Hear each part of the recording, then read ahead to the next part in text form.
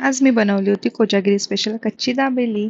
त्यासाठी मी आधी मस्तपैकी बटाटे उकडून घेतले आणि आधी चटणीची तयारी करायला घेतली। त्याच्यामध्ये मी चणे, थोडेसे खोबरं, मिरची, 1-2 लसूण आणि कोथिंबीर घालून छान बारीक पेस्ट करून घेतली। त्यानंतर तेलामध्ये हा रेडी मसाला होता दाबेलीचा, तो ॲड केला आणि तो 2 मिनिटं परतवून घेतला।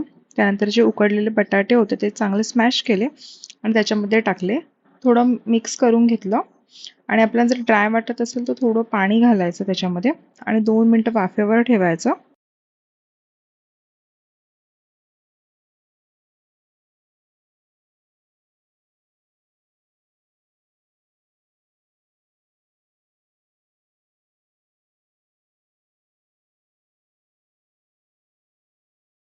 त्यानंतर थंड झाल्यानंतर मी त्याच्यावर मस्तपैकी डाळिंबाचे दाणे, कांदा, कोथिंबीर आणि फ्राय केलेले थोडे शेंगदाणे घातले आणि मस्तपैकी तयार। त्यानंतर दाबेलीचा पाव घ्यायचा। ॲक्च्युली दाबेलीचे पाव मला भेटले नाही म्हणून मग मी नॉर्मलवाले पाव घेतले।